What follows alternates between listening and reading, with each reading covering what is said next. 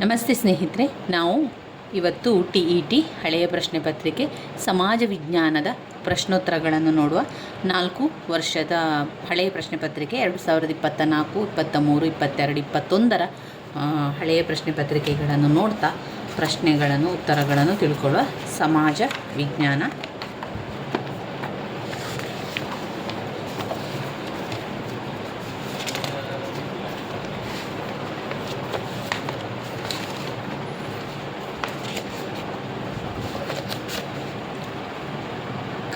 ಕರ್ನಾಟಕದಲ್ಲಿ ಕಂಡುಬಂದಿರುವ ಪ್ರಥಮ ಸಂಸ್ಕೃತ ಶಾಸನ ಯಾವುದು? ಪ್ರಥಮ ಸಂಸ್ಕೃತ ಶಾಸನ ತಾಳಗುಂದ ಶಾಸನ. ಕನ್ನಡದದು ಕನ್ನಡ ಹಲ್ಮಿಡಿ ಶಾಸನ. ಗಡಿನಾಡ ಗಾಂಧಿ ಲೋಕನಾಯಕ ದೇಶಬಂಧು ಪಂಜಾಬಿ ಸಿಂಹ. ಗಡಿನಾಡ ಗಾಂಧಿ ಖಾನ್ ಅಬ್ದುಲ್ ಗಾಫರ್ ಖಾನ್. ಅಬ್ದುಲ್ ಗಾಫರ್ ಖಾನ್ ಗಡಿನಾಡ ಗಾಂಧಿ. ಲೋಕನಾಯಕ ಜಯಪ್ರಕಾಶ್ ನಾರಾಯಣ್.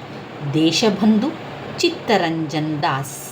ಪಂಜಾಬಿನ ಸಿಂಹ ಲಾಲಾ ಲಜಪತ್ ರಾಯ್.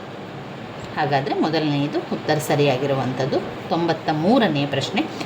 ಇಲ್ಲಿ ಸರಿಯಾದ ಕಾಲಾನುಕ್ರಮಣಿಕೆಯನ್ನು ಗುರುತಿಸಿ ಅಂತ ಕೇಳಿದ್ದಾರೆ. ದೇಶೀಯ ಪತ್ರಿಕೆಗಳ ನಿಯಂತ್ರಣ ಕಾಯ್ದೆ 1878ರಲ್ಲಿ ದೇಶೀಯ ಪತ್ರಿಕೆಗಳ ನಿಯಂತ್ರಣ ಕಾಯ್ದೆ ಆರಂಭವಾಯಿತು. 1878 ದೇಶೀಯ ಪತ್ರಿಕೆಗಳ ನಿಯಂತ್ರಣ ಕಾಯ್ದೆ. ಬಂಗಾಳದ ವಿಭಜನೆ 1905. ಬಂಗಾಳದ ವಿಭಜನೆ 1905. ಭಾರತ ಒಕ್ಕೂಟದೊಂದಿಗೆ ಜುನಾಗಢ್ ಸೇರ್ಪಡೆಯಾಗಿರುವಂಥದ್ದು 1949. ಸ್ವರಾಜ್ ಪಕ್ಷದ ಸ್ಥಾಪನೆಯಾದದ್ದು 1923. ಸ್ವರಾಜ್ ಪಕ್ಷ ಸ್ಥಾಪನೆಯಾಗಿರುವಂಥದ್ದು 1923. 1923ರಲ್ಲಿ ಸ್ವರಾಜ್ ಪಕ್ಷದ ಸ್ಥಾಪನೆಯಾಗಿರುವಂಥದ್ದು. ಯಾವುದೆಲ್ಲ ಮತ್ತೊಮ್ಮೆ ಇಸವಿಯನ್ನು ನೋಡ್ತಾ ಹೋಗುವಾಗ ಆವಾಗ ನಿಮಗೆ ಕಾಲಾನುಕ್ರಮಣಿಕೆಯಲ್ಲಿ ಯಾವ ರೀತಿ ಬರ್ತದೆ ಅಂತ ಗೊತ್ತಾಗ್ತದೆ. ದೇಶೀಯ ಪತ್ರಿಕೆಗಳ ನಿಯಂತ್ರಣದ ಕಾಯ್ದೆಯನ್ನು ಮಾಡಿದ್ದಾರೆ 1878ರಲ್ಲಿ.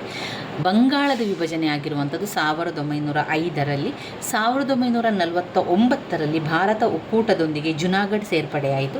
1923ರಲ್ಲಿ ಸ್ವರಾಜ್ ಪಕ್ಷದ ಸ್ಥಾಪನೆಯಾಯಿತು. 1923ರಲ್ಲಿ ಸ್ವರಾಜ್ ಪಕ್ಷದ ಸ್ಥಾಪನೆಯಾಗಿತ್ತು. ಕೆಳಗಿನ ಹೇಳಿಕೆಗಳನ್ನು ಓದಿರಿ ಮತ್ತು ಅವುಗಳಿಂದ ಸಂಬಂಧಿಸಿದ ಸರಿಯಾದ ಆಯ್ಕೆಯನ್ನು ಆರಿಸಿ. ಭೂ ಕಂದಾಯ ವಸೂಲಿಯನ್ನು ನೋಡಿಕೊಳ್ಳಲು ಕಡಿತವೆರ್ಗಡೆ ಎಂಬ ಅಧಿಕಾರಿಯನ್ನು ನೇಮಿಸಿದ್ದರು. ಅವರು ಲಕ್ಕುಂಡಿ ಹಾಗೂ ಸೂಡಿಗಳಲ್ಲಿ ಟಂಕಸಾಲೆಯನ್ನು ಸ್ಥಾಪಿಸಿದರು. ಯಾರು? ಕಲ್ಯಾಣದ ಚಾಲುಕ್ಯರು. ಇಲ್ಲಿ ರಾಷ್ಟ್ರಕೂಟರು ಮಾನ್ಯಕೇಟ, ಹೊಯ್ಸಳರು ದ್ವಾರಸಮುದ್ರ, ಗಂಗರ ತಲಕಾಡು ರಾಜಧಾನಿ. ಇಲ್ಲಿ ಕಲ್ಯಾಣದ ಚಾಲುಕ್ಯರು ಕಡಿತವೆರ್ಗಡೆ ಎಂಬ ಅಧಿಕಾರಿಯನ್ನು ನೇಮಿಸಿರುವಂಥದ್ದು ಕಲ್ಯಾಣದ ಚಾಲುಕ್ಯರು. ಮತ್ತು ಲಕ್ಕುಂಡಿ ಹಾಗೂ ಸೂಡಿಗಳಲ್ಲಿ ಟಂಕಸಾಲೆಯನ್ನು ಸ್ಥಾಪಿಸಿದವರು ಯಾರು? ಅವರು ಕೂಡ ಕಲ್ಯಾಣದ ಚಾಲುಕ್ಯರು. ನೆನಪಲ್ಲಿಟ್ಕೊಳ್ಳಿ. 1. ಭೂ ಕಂದಾಯ ವಸೂಲಿಯನ್ನು ನೋಡಿಕೊಳ್ಳಲು ಕಡಿತವೆರ್ಗಡೆ ಎಂಬ ಅಧಿಕಾರಿಯನ್ನು ನೇಮಿಸಿದ್ದರು. ಕಡಿತವೆರ್ಗಡೆ ಎಂಬ ಅಧಿಕಾರಿಯನ್ನು ನೇಮಿಸಿದ್ದರು. ಹಾಗೆ ಲಕ್ಕುಂಡಿ ಮತ್ತು ಸೂಡಿಗಳಲ್ಲಿ ಟಂಕಸಾಲೆಯನ್ನು ಸ್ಥಾಪಿಸಿದರು. ಲಕ್ಕುಂಡಿ ಮತ್ತು ಸೂಡಿಗಳಲ್ಲಿ ಟಂಕಸಾಲೆಯನ್ನು ಸ್ಥಾಪಿಸಿದವರು ಯಾರು? ಕಲ್ಯಾಣದ ಚಾಲುಕ್ಯರು. ಯಾರು? ಕಲ್ಯಾಣದ ಚಾಲುಕ್ಯರು.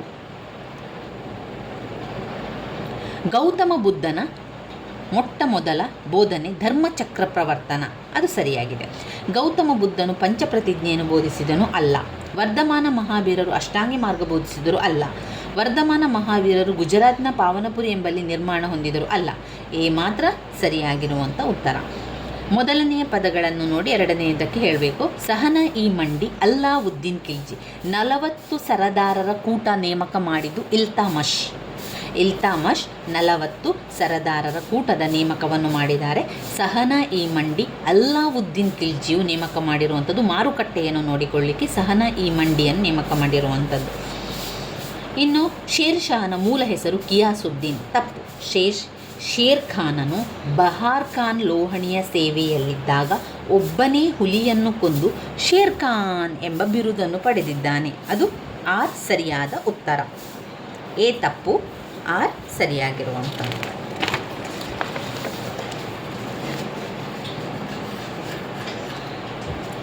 ಹಿಂದೂಸ್ತಾನದಲ್ಲಿರುವ ಪ್ರತಿಯೊಬ್ಬ ಮೂಲ ನಿವಾಸಿಯು ಭ್ರಷ್ಟ ಅಂತ ಹೇಳಿದವರು ಲಾರ್ಡ್ ಕಾರ್ನವಾಲಿಸ್.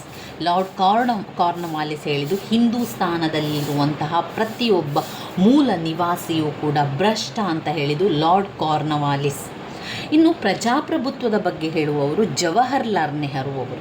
ಕಾಂಗ್ರೆಸ್ ಇಂದು ಭಾರತದಲ್ಲಿ ಪೂರ್ಣ ಪ್ರಜಾಪ್ರಭುತ್ವಕ್ಕಾಗಿ ನಿಂತಿದೆ, ಪ್ರಜಾಪ್ರಭುತ್ವಕ್ಕಾಗಿಯೇ ಹೋರಾಡುತ್ತದೆ ಹೊರತು ಸಮಾಜಕ್ಕಲ್ಲ ಅಂತ ಹೇಳಿದವರು ಜವಾಹರ್ಲಾಲ್ ನೆಹರು ಅವರು. ಇನ್ನು ಭಾರತದ ರೈತರು ಸಾಲದಲ್ಲಿಯೇ ಹುಟ್ಟಿ ಸಾಲದಲ್ಲಿಯೇ ಬದುಕಿ ಸಾಲದಲ್ಲೇ ಸತ್ತರು ಅಂತ ಹೇಳಿದರು ಎಡ್ಮಂಡ್ ಬರ್ಕ್ ಅವರು. ಭಾರತದ ರೈತರು ಸಾಲದಲ್ಲಿಯೇ ಹುಟ್ಟಿ ಸಾಲದಲ್ಲಿಯೇ ಬದುಕಿ ಸಾಲದಲ್ಲೇ ಸತ್ತರು ಅಂತ ಹೇಳಿದವರು ಎಡ್ಮಂಡ್ ಬರ್ಕ್ ಅವರು.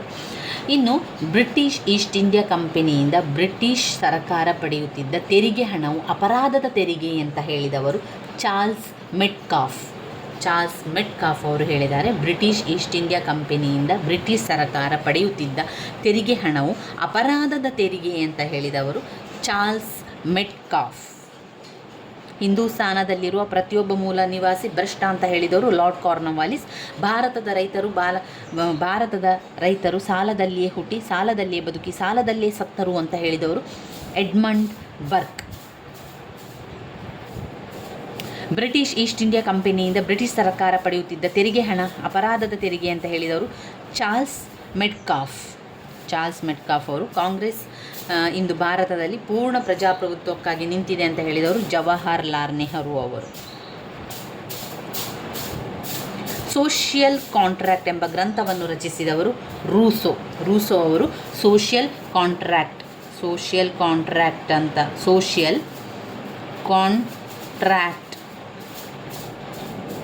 ಎಂಬ ಗ್ರಂಥವನ್ನು ರಚಿಸಿದವರು ರೂಸೋ. ಈ ಹೇಳಿಕೆಗಳಲ್ಲಿ ಓದಿರಿ, ತಪ್ಪಾಗಿರೋ ಹೇಳಿಕೆಯನ್ನು ಆರಿಸಿ. 1617ರಲ್ಲಿ ಸರ್ ಥಾಮಸ್ ರೋ ಜಹಂಗೀರನ ಆಸ್ಥಾನಕ್ಕೆ ಭೇಟಿ ನೀಡಿದನು. ಸರಿಯಾಗಿದೆ. 1617ರಲ್ಲಿ ಜಹಂಗೀರನ ಆಸ್ಥಾನಕ್ಕೆ ಭೇಟಿ ನೀಡಿದವರು ಸರ್ ಥಾಮಸ್ ಅವರು ಜಹಂಗೀರ್ನ ಆಸ್ಥಾನಕ್ಕೆ ಭೇಟಿ ನೀಡಿದರು. ಮೊದಲ ಕರ್ನಾಟಿಕ್ ಯುದ್ಧವನ್ನು ಅಂತ್ಯಗೊಳಿಸಿದ ಎಕ್ಸೆಲಾ ಚಾಪೆಲ್ ಒಪ್ಪಂದವು ಫ್ರಾನ್ಸ್ ಮತ್ತು ಇಂಗ್ಲೆಂಡಿನ ನಡುವೆ ನಡೆಯಿತು. ಮೊದಲ ಕರ್ನಾಟಿಕ್ ಯುದ್ಧವನ್ನು ಅಂತ್ಯಗೊಳಿಸಿದ್ದು ಎಕ್ಸ್ ಲಾ ಚಾಪೆಲ್ ಅವರು ಫ್ರಾನ್ಸ್ ಮತ್ತು ಇಂಗ್ಲೆಂಡ್ನ ನಡುವೆ ನಡೆಯಿತು. ಎರಡನೆಯ ಶಾ ಆಲಂ ಬಂಗಾಳದ ಮೇಲಿನ ದಿವಾನಿ ಹಕ್ಕನ್ನು ಬ್ರಿಟಿಷ್ ಈಸ್ಟ್ ಇಂಡಿಯಾ ಕಂಪನಿಗೆ ನೀಡಿದನು. ನೀಡಿದವನು ಎರಡನೆಯ ಶಾ ಆಲಂ ದಿವಾನಿ ಹಕ್ಕನ್ನು ಈಸ್ಟ್ ಇಂಡಿಯಾ ಕಂಪನಿಗೆ ನೀಡಿದನು. ಮೊದಲ ಕರ್ನಾಟಿಕ್ ಯುದ್ಧದ ಅಂತ್ಯಗೊಳಿಸಿದ್ದು ಎಕ್ಸ್ ಲಾ ಚಾಪೆಲ್ ಒಪ್ಪಂದವು ಫ್ರಾನ್ಸ್ ಮತ್ತು ಇಂಗ್ಲೆಂಡ್ನ ನಡುವೆ ನಡೆಯಿತು. 1617ರಲ್ಲಿ ಸರ್ ಥಾಮಸ್ ರೋ ಜಹಂಗೀರ್ನ ಆಸ್ಥಾನಕ್ಕೆ ಭೇಟಿ ನೀಡಿದನು. ತಪ್ಪಾಗಿರುವಂಥದ್ದು. ಫ್ರೆಂಚ್ ಈಸ್ಟ್ ಇಂಡಿಯಾ ಕಂಪನಿಯು ತನ್ನ ಪ್ರಥಮ ಫ್ಯಾಕ್ಟರಿಯನ್ನು ಮಚಲಿಪಟ್ಟಣದಲ್ಲಿ ಆರಂಭಿಸಿದ್ದು ತಪ್ಪಾದ ಹೇಳಿಕೆಯಾಗಿರುವಂಥದ್ದು. ಇವರು ಬೆಂಗಳೂರನ್ನು ಮೊಘಲರ ಸೇನಾನಿಯಿಂದ ಕೊಂಡುಕೊಂಡರು. ಕರ್ನಾಟಕ ಕವಿಚಕ್ರವರ್ತಿ ನವಕೋಟಿ ನಾರಾಯಣ ಎಂಬ ಬಿರುದು ಬಂತು. ಅಂಚೆ ಕಚೇರಿಯು ಇವರ ಕಾಲದಲ್ಲಿತ್ತು. ಇವರು ಚಿಕ್ಕ ದೇವರಾಜ ಒಡೆಯರು ಬೆಂಗಳೂರಿನಲ್ಲಿ ಮೊಘಲರ ಸೇನಾನಿಯಿಂದ ಕೊಂಡುಕೊಂಡರು. ಅವರು ಬೆಂಗಳೂರನ್ನು ಪರ್ಚೇಸ್ ಮಾಡ್ತಾರೆ. ಬೆಂಗಳೂರನ್ನು ಮೊಘಲರ ಸೇನಾನಿಯಿಂದ ಅದನ್ನು ಕೊಂಡುಕೊಂಡರು. ಕರ್ನಾಟಕ ಕವಿ ಚಕ್ರವರ್ತಿ ನವಕೋಟಿ ನಾರಾಯಣ ಎಂಬ ಬಿರುದು ಬರ್ತದೆ. ಅಂಚೆ ವ್ಯವಸ್ಥೆಯನ್ನು ಮಾಡಿದವರು ಚಿಕ್ಕ ದೇವರಾಯ ಒಡೆಯರು. ಇನ್ನು ನಾಲ್ವಡಿ ಕೃಷ್ಣರಾಜ ಒಡೆಯರು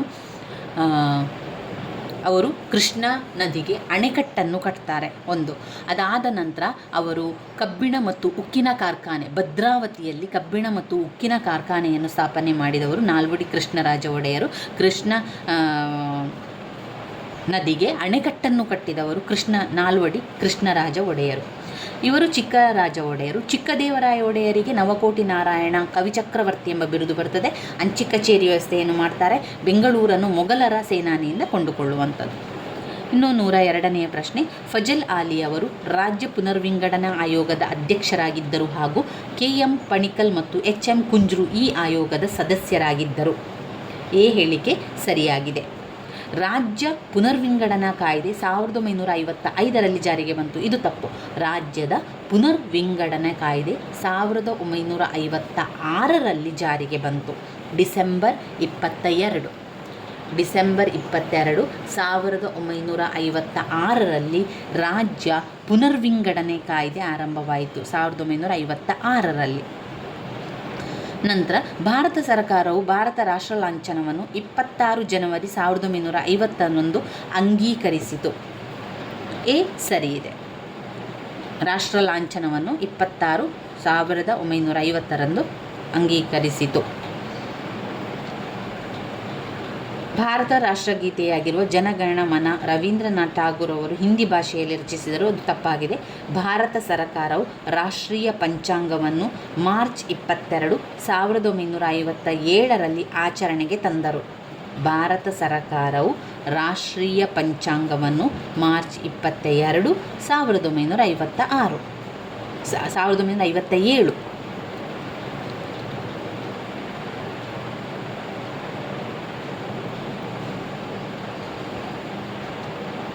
ಭಾರತ ಸರ್ಕಾರವು ರಾಷ್ಟ್ರೀಯ ಪಂಚಾಂಗವನ್ನು 1957 ಮಾರ್ಚ್ 22 ಆಚರಣೆಗೆ ತಂದರು. ಆನಂದಮಠ ಕಾದಂಬರಿಯನ್ನು ರಚಿಸಿದವರು ಬಂಕಿಮಚಂದ್ರ ಚಟರ್ಜಿ ಅವರು. ಬಂಕಿಮಚಂದ್ರ ಚಟರ್ಜಿ ಅವರು ಆನಂದಮಠ ಎಂಬ ಕಾದಂಬರಿಯನ್ನು ರಚಿಸಿದರು. ಆನಂದಮಠ ಕಾದಂಬರಿ, ಅದು ಸರಿಯಾಗಿದೆ. ಪ್ರತಿ ವರ್ಷ ವಿಶ್ವಸಂಸ್ಥೆಯ ದಿನವನ್ನು ಆಚರಿಸುವಂಥದ್ದು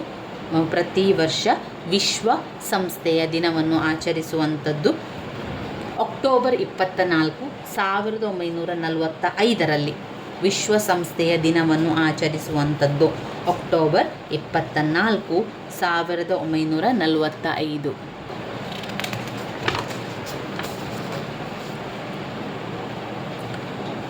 ಕನಿಷ್ಠ ಕೂಲಿ ಕಾಯ್ದೆಯು 1948ರಲ್ಲಿ ಜಾರಿಗೆ ಬಂದಿತು. ಕನಿಷ್ಠ ಕೂಲಿ ಕಾಯ್ದೆಯು 1948ರಲ್ಲಿ ಜಾರಿಗೆ ಬಂದಿತು. 86ನೇ ಸಂವಿಧಾನ ತಿದ್ದುಪಡಿ ಕಾಯ್ದೆಯ ಮೂಲಕ 11ನೆಯ ಮೂಲಭೂತ ಕರ್ತವ್ಯವನ್ನು ಸೇರಿಸಲಾಯಿತು. 1947 ಡಿಸೆಂಬರ್ 13ರಂದು ಧ್ಯೇಯಗಳ ನಿರ್ಣಯವನ್ನು ಮಂಡಿಸಲಾಯಿತು. ಸಂವಿಧಾನ 352ನೇ ವಿಧಿಯು ರಾಜ್ಯ ತುರ್ತು ಪರಿಸ್ಥಿತಿಗೆ ಸಂಬಂಧಿಸಿದೆ. ಒಂದು ಹೇಳಿಕೆ ಮಾತ್ರ ಸರಿಯಾಗಿದೆ.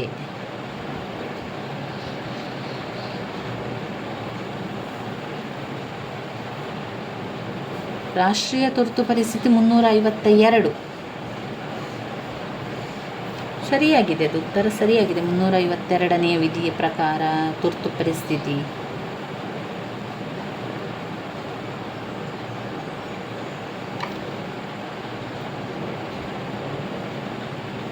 ನೋಡಿ, ಇಲ್ಲಿ ಕನ್ಫ್ಯೂಸ್ ಆಗಬೇಡಿ. ಈ ಸಂವಿಧಾನದ ವಿಧಿ ನೋಡಿ, ರಾಷ್ಟ್ರೀಯ ತುರ್ತು ಪರಿಸ್ಥಿತಿ.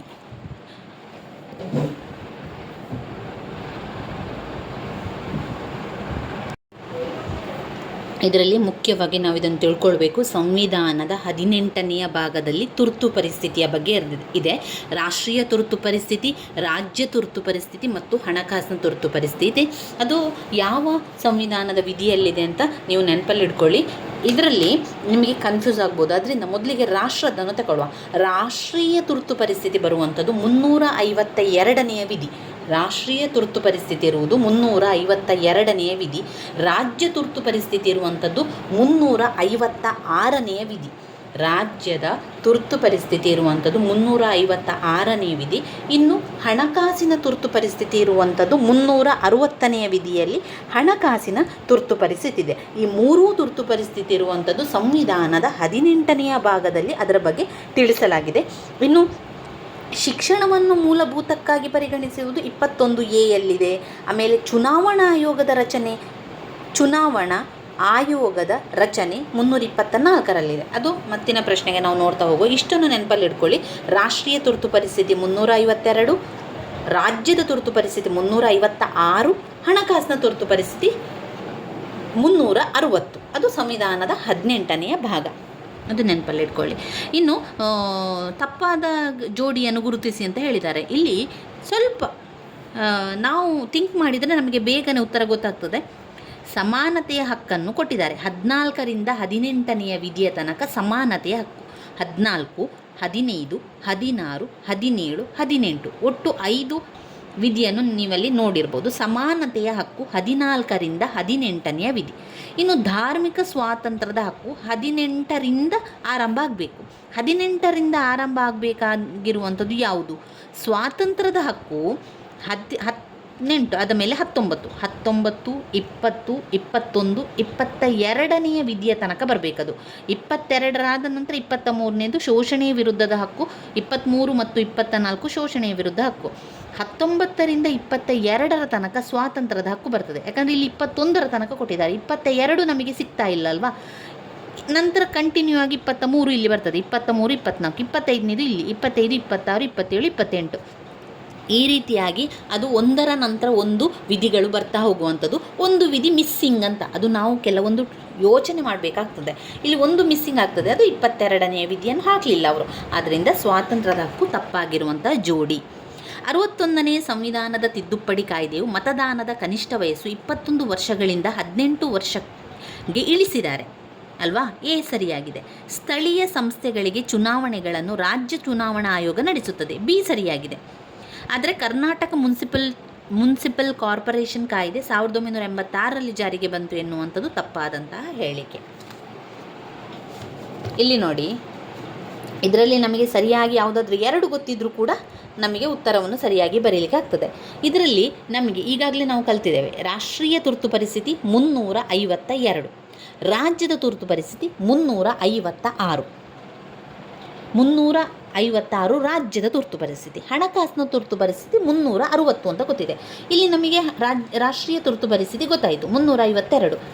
ರಾಜ್ಯದ ಕೊಡಲಿಲ್ಲ, ಹಣಕಾಸಿನ ತುರ್ತು ಪರಿಸ್ಥಿತಿ ಕೊಟ್ಟಿದ್ದಾರೆ 360 ಆಯಿತಾ. ಇನ್ನು ಭಾರತದ ಚುನಾವಣಾ ಆಯೋಗ 324. ಭಾರತದ ಚುನಾವಣಾ ಆಯೋಗದ ರಚನೆ 324. ಹಾಗೆ ಮೂಲಭೂತ ಹಕ್ಕಾಗಿ ಪರಿಗಣಿಸಿರುವುದು, ಶಿಕ್ಷಣವನ್ನು ಮೂಲಭೂತ ಹಕ್ಕಾಗಿ ಪರಿಗಣಿಸುವುದು 21A ಬರುವಂಥದ್ದು. 21A. ಇನ್ನು ಡಾಕ್ಟರ್ DM ನಂಜುಂಡಪ್ಪ ಸಮಿತಿಯು ಕರ್ನಾಟಕದಲ್ಲಿ ಪ್ರಾದೇಶಿಕ ಅಸಮತೋಲನ ನಿವಾರಣೆಗೆ ಸಂಬಂಧಿಸಿದೆ. ಸುಚೇತ ಕೃಪಲಾನಿ ಮಹಾರಾಷ್ಟ್ರ ರಾಜ್ಯದ ಪ್ರಥಮ ಮಹಿಳಾ ಮುಖ್ಯಮಂತ್ರಿ. ಅದು ತಪ್ಪಾಗಿರುವಂಥದ್ದು. ಇಂದಿರಾ ಗಾಂಧಿ ಭಾರತದ ಪ್ರಥಮ ಮಹಿಳಾ ಪ್ರಧಾನಿ. ಸರಿಯಾಗಿದೆ. ಇಂದಿರಾ ಗಾಂಧಿ ಭಾರತದ ಪ್ರಥಮ ಮಹಿಳಾ ಪ್ರಧಾನಮಂತ್ರಿ. VS ರಮಾದೇವಿ ಕರ್ನಾಟಕ ರಾಜ್ಯದ ಪ್ರಥಮ ಮಹಿಳಾ ರಾಜ್ಯಪಾಲರು. ರಮಾದೇವಿ, VS ರಮಾದೇವಿ ಕರ್ನಾಟಕ ರಾಜ್ಯದ ಪ್ರಥಮ ಮಹಿಳಾ ರಾಜ್ಯಪಾಲರು. ಸರಿಯಾಗಿದೆ. ಇದರಲ್ಲಿ 3 ಸರಿಯಾದ ಉತ್ತರ. ಇನ್ನು 1 ಸುಚೇತ ಕೃಪಲಾನಿ ಅವರು ಉತ್ತರ ಪ್ರದೇಶದ ಪ್ರಥಮ ಮಹಿಳಾ ಪ್ರಧಾನಿ ಮುಖ್ಯಮಂತ್ರಿ. ಇಲ್ಲಿ ಅವರು ಮಹಾರಾಷ್ಟ್ರ ರಾಜ್ಯದ ಪ್ರಥಮ ಮಹಿಳಾ ಮುಖ್ಯಮಂತ್ರಿ ಅಂತ ಕೊಟ್ಟಿದ್ದಾರೆ. ಉತ್ತರ ಪ್ರದೇಶದಾಗಿರಬೇಕು. ಇನ್ನು 110ನೇ ಪ್ರಶ್ನೆ. ವಿಶ್ವಸಂಸ್ಥೆ ಎಂಬ ಶಬ್ದವನ್ನು ಫ್ರಾಂಕ್ಲಿನ್ ಡಿ ರೂಸ್ವೆಲ್ಟ್ ಅವರು ಚಾಲ್ತಿಗೆ ತಂದರು. ವಿಶ್ವಸಂಸ್ಥೆ ಎಂಬ ಶಬ್ದವನ್ನು, ವಿಶ್ವಸಂಸ್ಥೆ ಅಕ್ಟೋಬರ್ 24, ಅದರಲ್ಲಿ ನೀವು ನೋಡಿರ್ಬೋದು. ವಿಶ್ವಸಂಸ್ಥೆಯ ದಿನ ಆಚರಿಸುವಂಥದ್ದು ಯಾವಾಗ? 1945 ಅಕ್ಟೋಬರ್ 24. ಇಲ್ಲಿ ಅವರು ಹೇಳಿದ್ದಾರೆ ವಿಶ್ವಸಂಸ್ಥೆ ಎಂಬ ಶಬ್ದವನ್ನು ಫ್ರಾಂಕ್ಲಿನ್ ಡಿ ರೂಸ್ವೆಲ್ಟ್ ಅವರು ಚಾಲ್ತಿಗೆ ತಂದರು. ಸರಿಯಾಗಿದೆ. ವಿಶ್ವಸಂಸ್ಥೆ ಎನ್ನುವಂತಹ ಶಬ್ದವನ್ನು ಚಾಲ್ತಿಗೆ ತಂದವರು ಯಾರು? ಫ್ರಾಂಕ್ಲಿನ್ ಡಿ ರೂಸ್ವೆಲ್ಟ್ ಅವರು. ವಿಶ್ವಸಂಸ್ಥೆಯ ಭದ್ರತಾ ಸಮಿತಿಯ ಶಾಶ್ವತ ಸದಸ್ಯ ರಾಷ್ಟ್ರಗಳೆಂದರೆ ಅಮೆರಿಕ ಸಂಯುಕ್ತ ಸಂಸ್ಥಾನ, ರಷ್ಯಾ, ಫ್ರಾನ್ಸ್, ಚೀನಾ. ಇಟಲಿ ಬರುವುದಿಲ್ಲ. ಅಂತಾರಾಷ್ಟ್ರೀಯ ನ್ಯಾಯಾಲಯವು 15 ಮಂದಿ ನ್ಯಾಯಾಧೀಶರನ್ನು ಒಳಗೊಂಡಿದೆ. ಕರೆಕ್ಟ್, ಅದು ಸರಿಯಾಗಿದೆ. ಎ ಮತ್ತು ಸಿ ಸರಿಯಾಗಿದೆ. ವಿಶ್ವಸಂಸ್ಥೆಯ ಪ್ರಧಾನ ಕಾರ್ಯದರ್ಶಿ ಟ್ರೂಯಿಗ್ವೇಲಿ ಅವರು ಸ್ವೀಡನ್ನ ದೇಶದವರಾಗಿದ್ದಾರೆ ಅಂತ ಹೇಳಿದರು. ಸ್ವೀಡನ್ ಅಲ್ಲ, ನಾರ್ವೆಯಲ್ಲಿ, ಅವರು ನಾರ್ವೆಯಲ್ಲಿ ಇರುವಂಥವರು. ಅಂತಾರಾಷ್ಟ್ರೀಯ ನ್ಯಾಯಾಲಯದಲ್ಲಿ 15 ಮಂದಿ ನ್ಯಾಯಾಧೀಶರು ಒಳಗೊಂಡಿದ್ದಾರೆ. ಸರಿಯಾಗಿದೆ. ವಿಶ್ವಸಂಸ್ಥೆ ಎಂಬ ಶಬ್ದವನ್ನು ತಂದವರು ಫ್ರಾಂಕ್ಲಿನ್ ಡಿ ರೂಸ್ವೆಲ್ಟ್ ಅವರು. ವಿಶ್ವಸಂಸ್ಥೆಯ ಪ್ರಥಮ ಮಹಾಕಾರ್ಯದರ್ಶಿಯಾಗಿದ್ದವರು ಟ್ರಿಗ್ವೇಲಿ. ಪ್ರಥಮ ಕಾರ್ಯದರ್ಶಿ ಟ್ರಿಗ್ವೇಲಿ ಅವರು ನಾರ್ವೆ ಅವರು. ಎ ಮತ್ತು ಸಿ ಸರಿಯಾಗಿದೆ.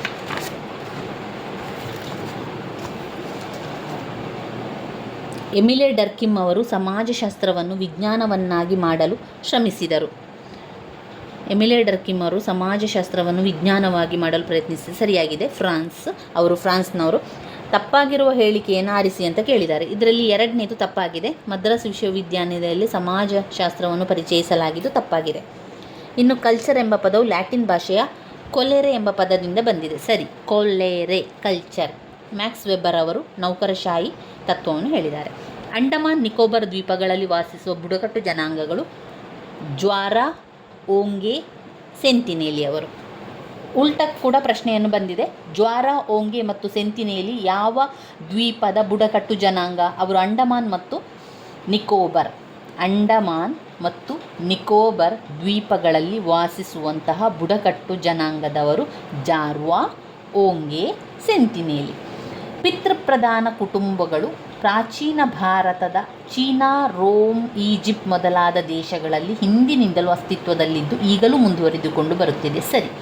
ಕೇರಳದ ರಾಜ್ಯದ ನಾಯರ್ ಸಮುದಾಯ, ಭಾರತದ ಈಶಾನ್ಯ ರಾಜ್ಯಗಳ ಕೆಲವು ಆದಿವಾಸಿ ಸಮುದಾಯಗಳು ಮಾತೃಪ್ರಧಾನ ಕುಟುಂಬ ವ್ಯವಸ್ಥೆ ಹೊಂದಿದೆ. ಸರಿ. ಸಂವಿಧಾನದ 27ನೇ ವಿಧಿ ಅಸ್ಪೃಶ್ಯತೆಯ ಆಚರಣೆಯನ್ನು ವಿಧಿಸಿದೆ. ತಪ್ಪು. ಅದು 17. ಅಸ್ಪೃಶ್ಯತೆ ಆಚರಣೆ 17ನೇ ವಿಧಿ. ಮಾನವ ಕುಲ ತಾನೊಂದೇ ವಲಂ ಎಂದು ಹೇಳಿದವರು ಪಂಪ. ಸರಿಯಾಗಿದೆ. ಮತ್ತೊಮ್ಮೆ ಸರಿಯಾಗಿರುವಂಥ ಉತ್ತರವನ್ನು ನೋಡುವ. ಇದರಲ್ಲಿ ತಪ್ಪಾಗಿರುವಂಥದ್ದು ಸಂವಿಧಾನದ 27ನೇ ವಿಧಿ ಅಸ್ಪೃಶ್ಯತೆ ಆಚರಣೆ ಅಲ್ಲ. ಸಂವಿಧಾನದ 17ನೆಯ ವಿಧಿಯು ಅಸ್ಪೃಶ್ಯತೆಯ ಆಚರಣೆಯನ್ನು ತಿಳಿಸುವಂಥದ್ದು. ಇದರಲ್ಲಿ ಸರಿಯಾಗಿರುವಂತಹ ಹೇಳಿಕೆಯನ್ನು ನೋಡ್ತಾ ಹೋಗುವ. 3 ಸರಿಯಾದ ಹೇಳಿಕೆ, ಅದನ್ನು ಒಮ್ಮೆ ನೆನಪಲ್ಲಿಟ್ಕೊಳ್ಳುವ. ಏನು? ಪಿತೃಪ್ರಧಾನ ಕುಟುಂಬಗಳು, ತಂದೆಯೇ ಪ್ರಧಾನ ಕುಟುಂಬವಾಗಿರುವಂಥದ್ದು ಯಾವುದು? ಪ್ರಾಚೀನ ಭಾರತ. ಹಿಂದಿನ ಕಾಲದಲ್ಲಿ ಪಿತೃಪ್ರಧಾನ ಕುಟುಂಬಗಳು ಪ್ರಾಚೀನ ಭಾರತ, ಚೀನಾ, ರೋಮ್, ಈಜಿಪ್ಟ್ ಮೊದಲಾದ ದೇಶಗಳಲ್ಲಿ ಹಿಂದಿನಿಂದಲೂ ಅಸ್ತಿತ್ವದಲ್ಲಿದ್ದು ಈಗಲೂ ಕೂಡ ಮುಂದುವರಿಯುತ್ತಾ ಬರ್ತಾ ಇದೆ. ಅದು ಪಿತೃಪ್ರಧಾನ ಕುಟುಂಬ. ಮಾತೃಪ್ರಧಾನ ಕುಟುಂಬ ಇಂದಿಗೂ ಮುಂದುವರಿಯುವಂಥದ್ದು ಕೇರಳ ರಾಜ್ಯದ ನಾಯರ್ ಸಮುದಾಯ. ಕೇರಳ ರಾಜ್ಯದ ನಾಯರ್ ಸಮುದಾಯ ಹಾಗೂ ಭಾರತದ ಈಶಾನ್ಯ ರಾಜ್ಯಗಳ ಕೆಲವು ಆದಿವಾಸಿ ಸಮುದಾಯಗಳು ಮಾತೃಪ್ರಧಾನ ಕುಟುಂಬ ವ್ಯವಸ್ಥೆಯನ್ನು ಹೊಂದಿದೆ. ಕೇರಳ ರಾಜ್ಯದ ನಾಯರ್ ಸಮುದಾಯ ಹಾಗೂ ಭಾರತದ ಈಶಾನ್ಯ ರಾಜ್ಯಗಳ ಕೆಲವು ಆದಿವಾಸಿ ಸಮುದಾಯಗಳು ಮಾತೃಪ್ರಧಾನ ಕುಟುಂಬ ವ್ಯವಸ್ಥೆಯನ್ನು ಹೊಂದಿದೆ. ಇನ್ನು ಮಾನವ ಕುಲ ತಾನೊಂದೇ ವಲಂ ಅಂತ ಹೇಳಿದವರು ಪಂಪ. ಮಾನವ ಕುಲ ತಾನೊಂದೇ ವಲಂ ಅಂತ ಹೇಳಿದವರು ಪಂಪ. ಬಾಲಕಾರ್ಮಿಕ ಪದ್ಧತಿಯ ಸಮಸ್ಯೆಯನ್ನು ತೊಡೆದುಹಾಕಲು ಕೈಗೊಂಡಿರುವ ಕ್ರಮಗಳಿಗೆ ಸಂಬಂಧಿಸಿದಂತೆ ತಪ್ಪಾಗಿರುವ ಹೇಳಿಕೆಯನ್ನು ತಿಳಿಸಿ ಅಂತ ಕೇಳಿದ್ದಾರೆ. ಯಾವುದು ತಪ್ಪಾಗಿರುವಂತಹ ಹೇಳಿಕೆ? 4ನೇದು ತಪ್ಪಾಗಿದೆ. ಯಾಕೆ? ಬಾಲಕಾರ್ಮಿಕರ ನಿಷೇಧ ಮತ್ತು ನಿಯಂತ್ರಣ ಕಾಯ್ದೆಯನ್ನು 1986ರಲ್ಲಿ ಜಾರಿಗೊಳಿಸಿದ್ದಾರೆ. ನೆನಪಲ್ಲಿ ಇಟ್ಕೊಳ್ಳಿ. ಬಾಲಕಾರ್ಮಿಕರ ನಿಷೇಧ ನಿಯಂತ್ರಣ ಕಾಯ್ದೆ ಯಾವಾಗ? 1986ರಲ್ಲಿ ಕಾರ್ಮಿಕ ನಿಷೇಧವನ್ನು ಮಾಡಿದ್ದಾರೆ. 1988ರಲ್ಲಿ ರಾಷ್ಟ್ರೀಯ ಬಾಲಕಾರ್ಮಿಕರ ಯೋಜನೆಯನ್ನು ಜಾರಿಗೊಳಿಸಲಾಯಿತು. ರಾಷ್ಟ್ರೀಯ ಬಾಲಕಾರ್ಮಿಕರ ಯೋಜನೆಯನ್ನು ಜಾರಿಗೆ ತಂದದ್ದು 1988ರಲ್ಲಿ. 1987ರಲ್ಲಿ ಬಾಲಕಾರ್ಮಿಕರ ಕಲ್ಯಾಣಕ್ಕಾಗಿ ರಾಷ್ಟ್ರೀಯ ನೀತಿಯನ್ನು ಅನುಷ್ಠಾನಗೊಳಿಸಿದರು. 1987ರಲ್ಲಿ. 1986ರಲ್ಲಿ ಬಾಲಕಾರ್ಮಿಕರ ನಿಷೇಧ ಮತ್ತು ನಿಯಂತ್ರಣ ಕಾಯ್ದೆಯನ್ನು ಜಾರಿಗೊಳಿಸಿದರು. 2006ರಲ್ಲಿ ಬಾಲಕಾರ್ಮಿಕರ ಬಾಲ ಶ್ರಮ ನಿರ್ಮೂಲನೆ ಮತ್ತು ಪುನರ್ವಸತೀಕರಣ ಕಾಯ್ದೆಯು ಜಾರಿಗೆ ತಂದಿದೆ. ಪುನರ್ವಸತೀಕರಣವನ್ನು ಜಾರಿಗೆ ತಂದದ್ದು 2006ರಲ್ಲಿ. ಈಗ ನೋಡಿ, ಆರಂಭದಿಂದ ಬಾಲಕಾರ್ಮಿಕರ ನಿಷೇಧ ಮತ್ತು ನಿಯಂತ್ರಣ ಕಾಯ್ದೆಯನ್ನು ತಂದದ್ದು 1986ರಲ್ಲಿ ಜಾರಿಗೊಳಿಸ್ತಾರೆ. ಅದರಿಂದ 85 ಅಂತ ಕೊಟ್ಟದ್ದು ಹೇಳಿಕೆ ತಪ್ಪು. ನಾವು ಮುಂದುವರಿದ ಭಾಗವನ್ನು ತಿಳಿತಾ ಹೋಗುವ. 1987ರಲ್ಲಿ ಬಾಲಕಾರ್ಮಿಕರ ಕಲ್ಯಾಣಕ್ಕಾಗಿ ನೀತಿಯನ್ನು ಅನುಷ್ಠಾನ ಮಾಡಿದರು. 1986ರಲ್ಲಿ ಬಾಲಕಾರ್ಮಿಕರ ನಿಷೇಧವನ್ನು ಮಾಡಿ ನಿಷೇಧ ನಿಯಂತ್ರಣ ಕಾಯ್ದೆಯನ್ನು ಮಾಡಿದ್ದು 86ರಲ್ಲಿ. 87ಕ್ಕೆ ಅವರಿಗೆ ಕಲ್ಯಾಣಕ್ಕಾಗಿ ರಾಷ್ಟ್ರೀಯ ನೀತಿಯನ್ನು ಜಾರಿಗೊಳಿಸಿದರು. 87ಕ್ಕೆ 88ರಲ್ಲಿ ರಾಷ್ಟ್ರೀಯ ಬಾಲಕಾರ್ಮಿಕರ ಯೋಜನೆ ಅಂತ ತಂದರು. 88ರಲ್ಲಿ ಬಾಲಕಾರ್ಮಿಕರ ಯೋಜನೆ. ನಂತರ 2006ರಲ್ಲಿ ಅವರಿಗೆ ಪುನರ್ವಸತಿಯನ್ನು ಒದಗಿಸಿಕೊಡುವಂಥದ್ದನ್ನು ಮಾಡಿದರು ಎನ್ನುವಂಥದ್ದು. ಸರಿಯಾದನ್ನು ಆಯ್ಕೆ ಮಾಡಿ. ಬಾಲ್ಯ ವಿವಾಹ ನಿಷೇಧ ಕಾಯ್ದೆ ತಂದದ್ದು 2006ರಲ್ಲಿ ಸರಿಯಾಗಿದೆ. ಬಾಲ್ಯ ವಿವಾಹ ನಿಷೇಧ ಕಾಯ್ದೆ 2006ರಲ್ಲಿ ಆಯಿತಾ. ನಂತರ ಮತ್ತೆ ಯಾವುದು ಸರಿಯಾಗಿದೆ? ಪ್ರಸವ ಪೂರ್ವ ಲಿಂಗ ಪರೀಕ್ಷೆ ಪ್ರತಿಬಂಧಕ ಕಾಯ್ದೆಯನ್ನು 1994ರಲ್ಲಿ ಜಾರಿಗೆ ತರಲಾಯಿತು. 92ರಲ್ಲಿ ಸಹಿ ಹಾಕಿದರು. 1992 ಡಿಸೆಂಬರ್ 2ಕ್ಕೆ ಅದಕ್ಕೆ ಸಹಿಯನ್ನು ಹಾಕಿದರು ಡಿಸೆಂಬರ್ನಲ್ಲಿ. ನಂತರ 94ಕ್ಕೆ ಜಾರಿಗೆ ತಂದರು. ಯಾವುದು? ಪ್ರಸವ ಪೂರ್ವ ಲಿಂಗ ಪರೀಕ್ಷೆಯ ಪ್ರತಿಬಂಧಕ ಕಾಯ್ದೆಯನ್ನು ಜಾರಿಗೆ ತಂದದ್ದು 1994ರಲ್ಲಿ.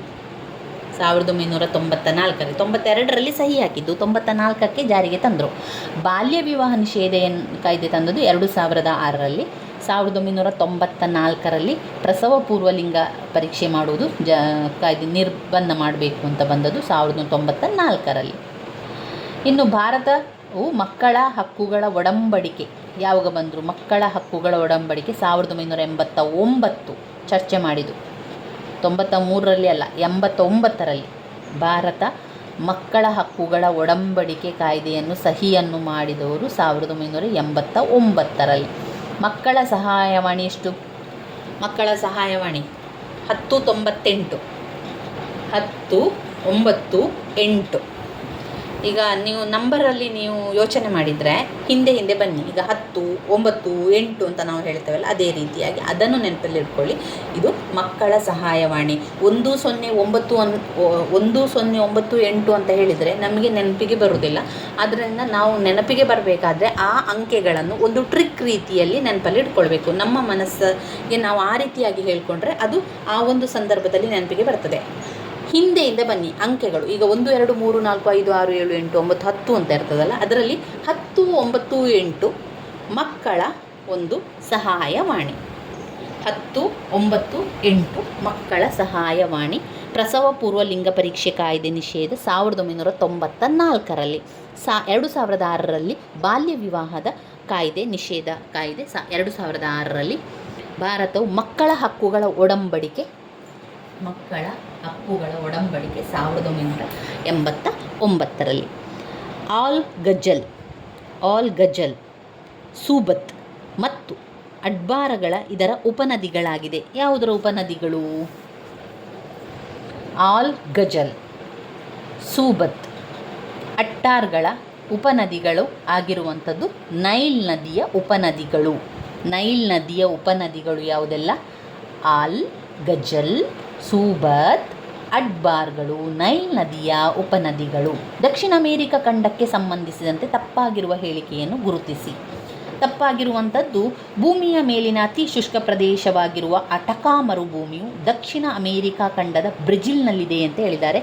ಅದು ಶುಷ್ಕ ಮರುಭೂಮಿ ಇರುವಂಥದ್ದು ಅದು ಚಿಲಿಯಲ್ಲಿ, ಬ್ರೆಜಿಲ್ನಲ್ಲಿ ಅಲ್ಲ, ಚಿಲಿಯಲ್ಲಿ. ದಕ್ಷಿಣ ಅಮೇರಿಕಾ ಖಂಡದಲ್ಲಿ ಬ್ರೆಜಿಲ್ ಅತೀ ದೊಡ್ಡ ದೇಶವಾಗಿರುವಂಥದ್ದು. ದಕ್ಷಿಣ ಅಮೇರಿಕಾದ ಖಂಡದಲ್ಲಿ ಬ್ರೆಜಿಲ್ ಎನ್ನುವಂಥದ್ದು ಅತೀ ದೊಡ್ಡವಾದ ದೇಶ. ಶುಷ್ಕ ಮರುಭೂಮಿ ಇರುವಂಥದ್ದು ಚಿಲಿಯಲ್ಲಿ. ಶುಷ್ಕ ಪ್ರದೇಶವಾಗಿರುವಂತಹ ಅಟಕಾ ಮರುಭೂಮಿಯು ದಕ್ಷಿಣ ಅಮೇರಿಕಾ ಖಂಡದ ಚಿಲಿಯಲ್ಲಿದೆ. ಬೊಲಿವಿಯಾ ಮತ್ತು ಪರಾಗ್ವೆ ದೇಶಗಳನ್ನು ಹೊರತುಪಡಿಸಿ ದಕ್ಷಿಣ ಅಮೇರಿಕಾ ಖಂಡದ ಎಲ್ಲ ದೇಶಗಳು ಕರಾವಳಿ ತೀರವನ್ನು ಹೊಂದಿದ್ದಾರೆ. ಸಮುದ್ರ ತೀರವಾಗಿರುವಂಥದ್ದು ಎರಡು ಬಿಟ್ಟು ಬೊಲಿವಿಯಾ ಮತ್ತು ಪರಾಗ್ವೆ ದೇಶವನ್ನು ಹೊರತುಪಡಿಸಿ ದಕ್ಷಿಣ ಅಮೇರಿಕಾ ಖಂಡದ ಎಲ್ಲ ದೇಶಗಳು ಕರಾವಳಿ ತೀರವನ್ನು ಹೊಂದಿದೆ. ಬೊವಿಯಾ, ಪರಾಗ್ವೆ. ವಿಶ್ವದ ಅತ್ಯಂತ ಎತ್ತರವಾದ ಜಲಪಾತವಾದ ಏಂಜಲ್ ಜಲಪಾತವು ದಕ್ಷಿಣ ಅಮೇರಿಕಾ ಖಂಡದಲ್ಲಿದೆ. ವಿಶ್ವದ ಅತ್ಯಂತ ದೊಡ್ಡದಾದ ಜಲಪಾತ. ಎತ್ತರ ದೊಡ್ಡ ಅಲ್ಲ, ಎತ್ತರ. ವಿಶ್ವದ ಅತಿ ಎತ್ತರವಾದಂತಹ ಜಲಪಾತ, ಏಂಜಲ್ ಜಲಪಾತ ಇರುವಂಥದ್ದು ದಕ್ಷಿಣ ಅಮೇರಿಕಾದ ಖಂಡದಲ್ಲಿ. ಇದೆಲ್ಲ ಕೂಡ ದಕ್ಷಿಣ ಅಮೇರಿಕಾ ಖಂಡಕ್ಕೆ ಸೇರಿರುವಂಥದ್ದು. ಮತ್ತೊಮ್ಮೆ ನೆನಪಲ್ಲಿ ಇಟ್ಕೊಳ್ಳಿ, ದಕ್ಷಿಣ ಅಮೇರಿಕಾ ಖಂಡದಲ್ಲಿ ಅತ್ಯಂತ ದೊಡ್ಡದಾದ ದೇಶ ಬ್ರೆಜಿಲ್ ದೇಶ. ದಕ್ಷಿಣ ಅಮೇರಿಕಾ ಖಂಡದಲ್ಲಿ ಬ್ರೆಜಿಲ್ ಅತಿ ದೊಡ್ಡದಾದ ದೇಶ, ನೆನಪಲ್ಲಿ ಇಟ್ಕೊಳ್ಳಿ. ದಕ್ಷಿಣ ಅಮೇರಿಕಾ ಖಂಡದ ಒಂದು ಶುಷ್ಕ ಮರುಭೂಮಿಯಾದಂಥ ಅಟಕಾ ಮರುಭೂಮಿ ಇರುವಂಥದ್ದು ದಕ್ಷಿಣ ಅಮೇರಿಕಾದ ಖಂಡದಲ್ಲಿ ಅಟಕಾ ಮರುಭೂಮಿ ಇದೆ. ಅದು ಎಲ್ಲಿದೆ, ಯಾವ ಪ್ರದೇಶದಲ್ಲಿದೆ? ಅದು ಚಿಲಿ ಎನ್ನುವಂತಹ ಪ್ರದೇಶದಲ್ಲಿದೆ. ಭೂಮಿಯ ಮೇಲಿನ ಅತ್ಯಂತ ಶುಷ್ಕ ಪ್ರದೇಶವಾಗಿರುವಂಥದ್ದು ಅಟಕಾ ಮರುಭೂಮಿ, ಅದು ದಕ್ಷಿಣ ಅಮೇರಿಕಾ ಖಂಡದ ಚಿಲಿಯಲ್ಲಿದೆ. ಇನ್ನು 2 ದೇಶ ಬಿಟ್ಟು ಉಳಿದ ಎಲ್ಲ ದೇಶಗಳು ಕರಾವಳಿ ತೀರಾಗಿದೆ ಅಂತೆ. ಯಾವುದು? ಬೊಲಿವಿಯಾ ಮತ್ತು ಪರಾಗ್ವೆ ದೇಶಗಳು. ಬೊಲಿವಿಯಾ ಮತ್ತು ಪರಾಗ್ವೆ ದೇಶಗಳನ್ನು ಹೊರತುಪಡಿಸಿ ದಕ್ಷಿಣ ಅಮೇರಿಕಾ ಖಂಡದ ಎಲ್ಲ ದೇಶಗಳು ಕರಾವಳಿ ತೀರವನ್ನು ಹೊಂದಿದೆ ಅಂತ ಹೇಳಿದ್ದಾರೆ. ಇನ್ನು ಹೊಂದಿಸಿ ಬರೆಯುವ ಲೂ ಇರುವಂಥದ್ದು Bharat. Chinook USA chinook. Brickfielder ಇರುವಂಥದ್ದು ಫ್ರಾನ್ಸ್. ಫ್ರಾನ್ಸ್ ಅಲ್ಲ, ಕ್ಷಮಿಸಿ, ಬಿಗ್ ಫೀಲ್ಡರ್ ಇರುವಂಥ Australia. Brickfielder Australia. Mistral ಇರುವಂಥದ್ದು ಫ್ರಾನ್ಸ್ನಲ್ಲಿ. ಅದರಿಂದ 2ನೆಯ ಉತ್ತರ ಸರಿಯಾಗಿರುವಂಥದ್ದು ಲೂ ಭಾರತ. ಲೂಲು ಅಂತೆಲ್ಲ ನಾವು ಹೇಳುವಂಥದ್ದು ಲೂ ಇರುವಂಥದ್ದು ಭಾರತದಲ್ಲಿ. Chinook USA. Chinook. Brickfielder Australia.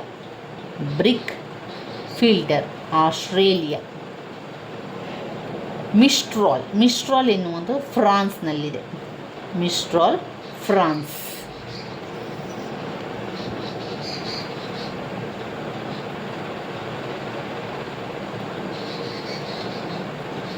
ಲೂ Bharat. Chinook USA. BRIC fielder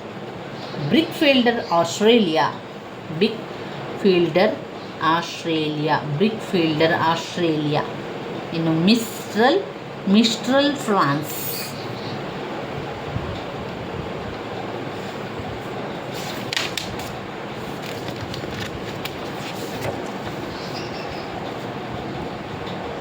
ಕರ್ನಾಟಕದ ಕರಾವಳಿ ತೀರದ ಉದ್ದ 320. ಸರಿ, ಕರ್ನಾಟಕ ಕರಾವಳಿ ತೀರದ ಉದ್ದ 320 ಕಿಲೋಮೀಟರ್. ಭಾಷಾವಾರು ಪ್ರಾಂತ್ಯಗಳ ವಿಂಗಡಣೆಯ ಫಲವಾಗಿ ಕರ್ನಾಟಕ ರಾಜ್ಯಕ್ಕೆ ಸಮುದ್ರ ತೀರ ಹಾಗೂ ಕರಾವಳಿ ಮೈದಾನ ಲಭ್ಯವಾಯಿತು. ಸರಿ, ಮುಳ್ಳಯ್ಯನಗಿರಿ ಕರ್ನಾಟಕದಲ್ಲಿ ಅತ್ಯಂತ ಎತ್ತರವಾದ ಶಿಖರವಾಗಿದೆ. ಸರಿ, ಮುಳ್ಳಯ್ಯನಗಿರಿಯು ಕರ್ನಾಟಕದಲ್ಲಿ ಅತ್ಯಂತ ಎತ್ತರವಾದ ಶಿಖರ ಮುಳ್ಳಯ್ಯನಗಿರಿ. ಚಿತ್ರದುರ್ಗ ಜಿಲ್ಲೆಯ ಮಧುಗಿರಿ ಬೆಟ್ಟವು ಏಷ್ಯಾ ಖಂಡದಲ್ಲಿ ಅತಿ ದೊಡ್ಡ ಏಕಶಿಲಾ ಬೆಟ್ಟವಾಗಿದೆ. ಅದು ತಪ್ಪು. ABC ಸರಿಯಾಗಿದೆ. ತಪ್ಪಾದ ಜೋಡಿ ಆರಿಸಿ. ತುಂಗಭದ್ರಾ ಅಣೆಕಟ್ಟು ವಿಜಯನಗರ ಜಿಲ್ಲೆ. ಹಾರಂಗಿ ಅಣೆಕಟ್ಟು ಕೊಡಗು ಜಿಲ್ಲೆ. ಕಾರಂಜ ಅಣೆಕಟ್ಟು ಬೀದರ್ ಜಿಲ್ಲೆ. ಕೃಷ್ಣರಾಜ ಅಣೆಕಟ್ಟು ಮಂಡ್ಯ ಜಿಲ್ಲೆ. ಮೈಸೂರು ಜಿಲ್ಲೆ ಅಲ್ಲ, ಮಂಡ್ಯ ಜಿಲ್ಲೆ. ತುಂಗಭದ್ರಾ ಅಣೆಕಟ್ಟು ವಿಜಯನಗರ ಜಿಲ್ಲೆ. ತುಂಗಭದ್ರಾ ಅಣೆಕಟ್ಟು ವಿಜಯನಗರ ಜಿಲ್ಲೆ. ಹಾರಂಗಿ ಅಣೆಕಟ್ಟು ಕೊಡಗು ಜಿಲ್ಲೆ. ಕೃಷ್ಣರಾಜ ಅಣೆಕಟ್ಟು ಮಂಡ್ಯ ಜಿಲ್ಲೆ. ಕೃಷ್ಣರಾಜಸಾಗರ ಮಂಡ್ಯ ಜಿಲ್ಲೆ.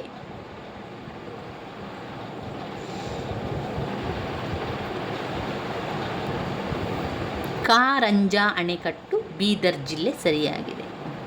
ಕಾರಂಜ್ ಅಣೆಕಟ್ಟು ಬೀದರ್ ಜಿಲ್ಲೆ.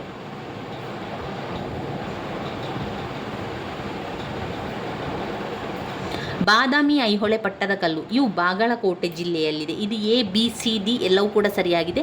ಬಾದಾಮಿ, ಐಹೊಳೆ, ಪಟ್ಟದಕಲ್ಲು ಬಾಗಲಕೋಟೆ ಜಿಲ್ಲೆಯಲ್ಲಿದೆ. ನಾಗರಹೊಳೆ ರಾಷ್ಟ್ರೀಯ ಉದ್ಯಾನವನವನ್ನು ರಾಜೀವ್ ಗಾಂಧಿ ರಾಷ್ಟ್ರೀಯ ಉದ್ಯಾನವೆಂದು ಕರೆಯುತ್ತಾರೆ. ಸರಿಯಾಗಿದೆ. ನಾಗರಹೊಳೆ ರಾಷ್ಟ್ರೀಯ ಉದ್ಯಾನವನ ರಾಜೀವ್ ಗಾಂಧಿ ರಾಷ್ಟ್ರೀಯ ಉದ್ಯಾನವನ ಎಂದು ಕರೆಯುತ್ತಾರೆ. ಹೊರನಾಡು ಯಾತ್ರಾ ಸ್ಥಳ ಚಿಕ್ಕಮಗಳೂರು ಜಿಲ್ಲೆಯಲ್ಲಿದೆ. ಸರಿಯಾಗಿದೆ. ಹೊರನಾಡು ಚಿಕ್ಕಮಗಳೂರು ಜಿಲ್ಲೆಯಲ್ಲಿದೆ. ಮಂಡಗದ್ದೆ ಪಕ್ಷಿಧಾಮವು ಶಿವಮೊಗ್ಗ ಜಿಲ್ಲೆಯಲ್ಲಿದೆ.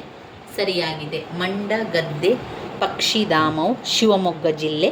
ಹೊರನಾಡು ಚಿಕ್ಕಮಗಳೂರು ಜಿಲ್ಲೆ. ನಾಗರಹೊಳೆ ರಾಷ್ಟ್ರೀಯ ಉದ್ಯಾನವನ ರಾಜೀವ್ ಗಾಂಧಿ ರಾಷ್ಟ್ರೀಯ ಉದ್ಯಾನವನ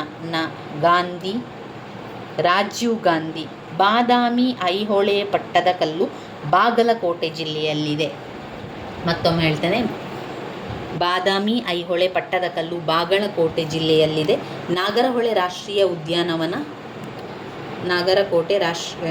ನಾಗರಹೊಳೆ ರಾಷ್ಟ್ರೀಯ ಉದ್ಯಾನವನ ರಾಜೀವ್ ಗಾಂಧಿ ರಾಷ್ಟ್ರೀಯ ಉದ್ಯಾನ ಎಂದು ಕರೆಯುತ್ತಾರೆ. ಹೊರನಾಡು ಚಿಕ್ಕಮಗಳೂರು ಜಿಲ್ಲೆಯಲ್ಲಿದೆ. ಮಂಡಗದ್ದೆ ಪಕ್ಷಿಧಾಮ ಮಂಡಗದ್ದೆ ಪಕ್ಷಿಧಾಮ ಶಿವಮೊಗ್ಗ ಜಿಲ್ಲೆಯಲ್ಲಿದೆ. ಮಂಡಗದ್ದೆ ಪಕ್ಷಿಧಾಮ ಶಿವಮೊಗ್ಗ ಜಿಲ್ಲೆ. ಈ ಯೋಜನೆಯ ಮುಖ್ಯ ಉದ್ದೇಶ ಪ್ರವಾಹಗಳ ನಿಯಂತ್ರಣ. ಇದು ಭಾರತ ಮತ್ತು ನೇಪಾಳ ರಾಜ್ಯಗಳ ನಡುವಿನ ಜಂಟಿ ಯೋಜನೆ. ಭಾರತ ಮತ್ತು ನೇಪಾಳಗಳ ನಡುವಿನ ಜಂಟಿ ಯೋಜನೆ ಕೋಸಿ ಯೋಜನೆಯಲ್ಲಿ ಬರುವಂಥದ್ದು. ಭಾರತ ಮತ್ತು ನೇಪಾಳದ ಗಡಿಯಲ್ಲಿ ಬರುವ ಹನುಮಾನ್ ನಗರ ಎಂಬಲ್ಲಿ ಈ ಯೋಜನೆ ಅಣೆಕಟ್ಟು ನಿರ್ಮಿಸಲಾಗಿದೆ. ಹಾಗಾದರೆ ಅದು ಯಾವ ಯೋಜನೆ?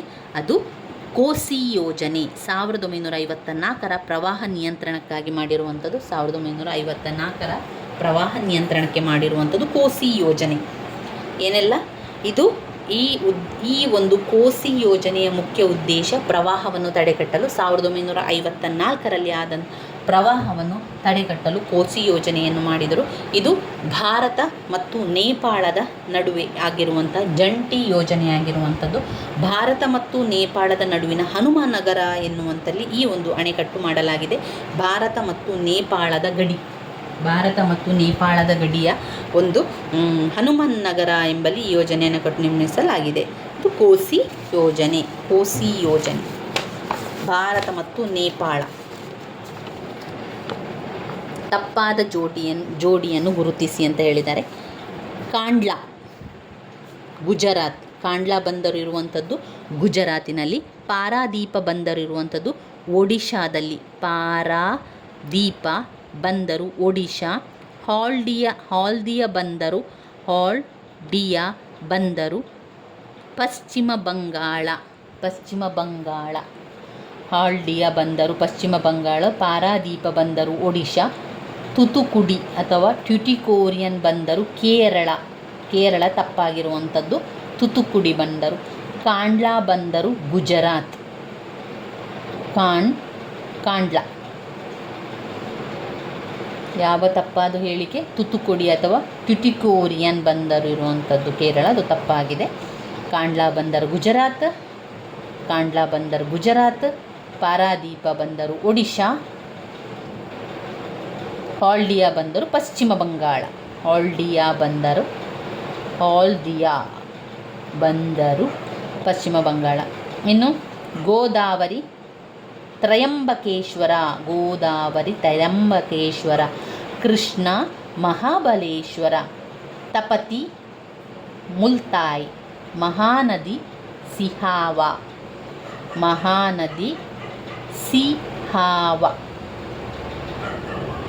ನೋಕ್ರೆಕ್ ಜೈವಿಕ ಸಂರಕ್ಷಣಾ ವಲಯ ಈ ಕೆಳಕಂಡ ರಾಜ್ಯದಲ್ಲಿದೆ. ನೋಕ್ರೆಕ್ ಎನ್ನುವಂಥದ್ದು ಮೇಘಾಲಯದಲ್ಲಿದೆ. ನೋಕ್ರೆಕ್.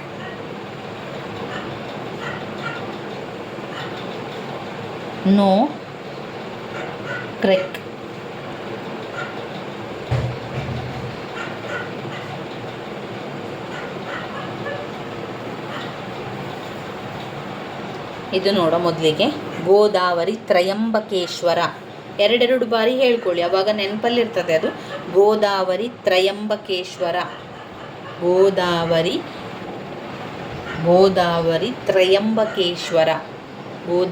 ತ್ರಯಂಬಕೇಶ್ವರ. ಕೃಷ್ಣ ಮಹಾಬಲೇಶ್ವರ.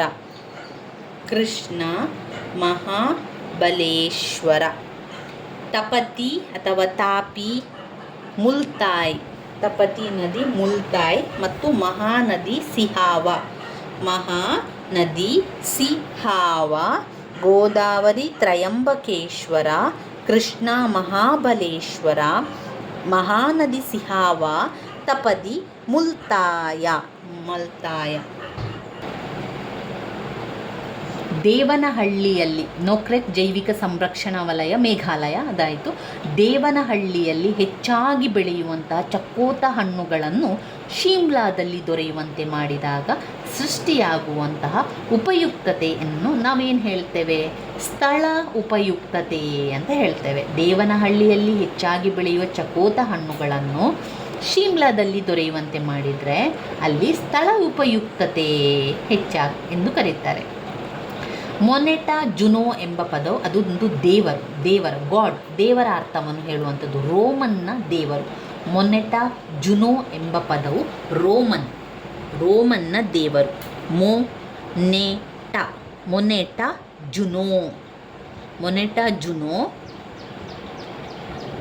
ಮೊನೆಟೋ ಜುನೋ ಎನ್ನುವಂಥದ್ದು ರೋಮನ್ ಪದ, ರೋಮನ್ ದೇವರು.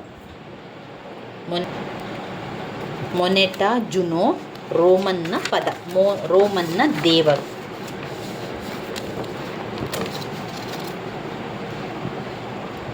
KPTCL ಅಂದರೆ ಏನು? ಕರ್ನಾಟಕ ಪವರ್. ಕರ್ನಾಟಕ ಪವರ್ ಅಂತ ಎಲ್ಲದರಲ್ಲಿ ಕೊಟ್ಟಿದ್ದಾರೆ ನೋಡಿ. ಮತ್ತೆ ಬೇಕಾಗಿರುವಂಥದ್ದು transmission. Karnataka power transmission corporation limited. Karnataka power transmission corporation limited. Karnataka power transmission corporation limited.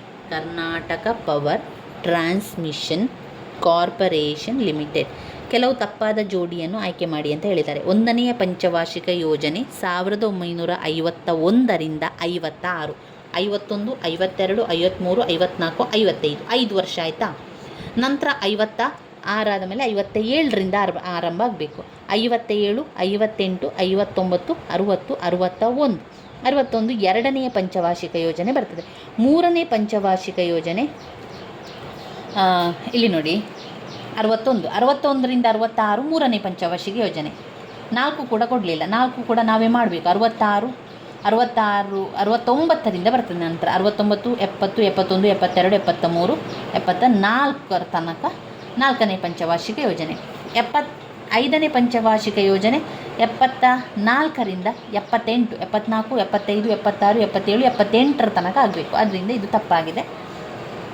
80ರಿಂದ 85 6ನೇದು. 2012ರಿಂದ 2017 12ನೇ ಪಂಚವಾರ್ಷಿಕ ಯೋಜನೆ. 51ರಿಂದ 56 1ನೇ ಪಂಚವಾರ್ಷಿಕ ಯೋಜನೆ. ನೀಲಿ ಕ್ರಾಂತಿ ಅಂದರೆ ಏನು? ಹಳದಿ ಕ್ರಾಂತಿ ಅಂದರೆ ಏನು? ಬೆಳ್ಳಿ ಕ್ರಾಂತಿ ಅಂದರೆ ಬಿಳಿ ಕ್ರಾಂತಿ ಅಂದರೆ ಏನು? ಬೆಳ್ಳಿ ಕ್ರಾಂತಿ ಯಾವಾಗಲೂ ನೆನಪಲ್ಲಿಟ್ಕೊಳ್ಳಿ. ಬೆಳ್ಳಿ ಕ್ರಾಂತಿ ಮೊಟ್ಟೆ, ಬಿಳಿ ಕ್ರಾಂತಿ ಹಾಲು, ಹಳದಿ ಕ್ರಾಂತಿ ಎಣ್ಣೆ ಬೀಜ, ನೀಲಿ ಕ್ರಾಂತಿ ಮೀನು. ಇದನ್ನು ನೆನಪಲ್ಲಿ ಇಟ್ಕೊಳ್ಳಿ. ಯಾವುದು? ಹಾಲು ಯಾವಾಗಲೂ ಬಿಳಿಗೆ ಬರ್ತದೆ. ಬಿಳಿ ಕ್ರಾಂತಿ ಎನ್ನುವಂಥದ್ದು ಹಾಲಿನ ಉತ್ಪಾದನೆ ಬಿಳಿ ಕ್ರಾಂತಿ. ಇನ್ನು ಬೆಳ್ಳಿ ಅಂತ ಬಂದಾಗ ಅದು ಮೊಟ್ಟೆ ಉತ್ಪಾದನೆಯು ಬೆಳ್ಳಿ ಕ್ರಾಂತಿಗೆ ಬರ್ತದೆ. ಇನ್ನು ನೀಲಿ ಕ್ರಾಂತಿ ಅಂತ ಬಂದಾಗ ಅದು ಮೀನು ನೀಲಿ ಕ್ರಾಂತಿಗೆ ಬರುವಂಥದ್ದು ಮೀನು ಉತ್ಪಾದನೆ ನೀಲಿ ಕ್ರಾಂತಿಗೆ ಬರ್ತದೆ. ಇನ್ನು ಹಳದಿ ಅಂತ ಬಂದಾಗ ಎಣ್ಣೆ ಎಲ್ಲ ಸ್ವಲ್ಪ ಹಳದಿ ಬಣ್ಣದ ರೀತಿಯಲ್ಲಿ ಎಣ್ಣೆ ಬೀಜಗಳ ಉತ್ಪಾದನೆ ಹಳದಿ ಕ್ರಾಂತಿಗೆ ಬರುವಂಥದ್ದು ಎಣ್ಣೆ ಬೀಜಗಳ ಉತ್ಪಾದನೆಗೆ ಬರುವಂಥದ್ದು. ಹಳದಿ ಕ್ರಾಂತಿ ಎಣ್ಣೆ ಬೀಜಗಳ ಉತ್ಪಾದನೆ. ಇನ್ನು ಯಾವ ಹೇಳಿಕೆ ತಪ್ಪಾಗಿದೆ? ನಾಗರಿಕ ಆಡಳಿತ ವೆಚ್ಚ, ರಕ್ಷಣಾ ವೆಚ್ಚ, ಬಡ್ಡಿ ಪಾವತಿ ಇವುಗಳು ಯೋಜನಾ ವೆಚ್ಚದ ಭಾಗವಾಗಿದೆ ಎನ್ನುವಂಥ ತಪ್ಪಾಗಿದೆ. ಭಾರತದಲ್ಲಿ ಹಣಕಾಸು ವರ್ಷವು ಈ ವರ್ಷದ ಏಪ್ರಿಲ್ 1ರಂದು ಪ್ರಾರಂಭವಾಗಿ ಮುಂದಿನ ವರ್ಷ ಮಾರ್ಚ್ 31ರ ತನಕ ಮುಕ್ತಾಯವಾಗುತ್ತದೆ. ಸರಿ, ಏಪ್ರಿಲ್ 1ರಿಂದ ಮಾರ್ಚ್ 31. ಭಾರತೀಯ ರೈಲ್ವೆ ಗಳಿಸುವ ನಿವ್ವಳ ಲಾಭವು ಕೇಂದ್ರ ಸರ್ಕಾರದ ತೆರಿಗೆಯೇತರ ಆದಾಯವಾಗಿರುವಂಥದ್ದು ಸರಿ. ವೈಯಕ್ತಿಕ ಆದಾಯ ತೆರಿಗೆಯು ಪ್ರತ್ಯಕ್ಷ ತೆರಿಗೆ, ಅದು ಕೂಡ ಸರಿಯಾಗಿರುವಂಥ ಉತ್ತರ. ಪ್ರಪಂಚದ ಮೊದಲ ಸಹಕಾರ ಸಂಘ ರಾಬರ್ಟ್ ಓವನ್ ಅವರಿಂದ ಸ್ಥಾಪಿಸಲ್ಪಟ್ಟಂತಹ ವರ್ಷ ಏನು?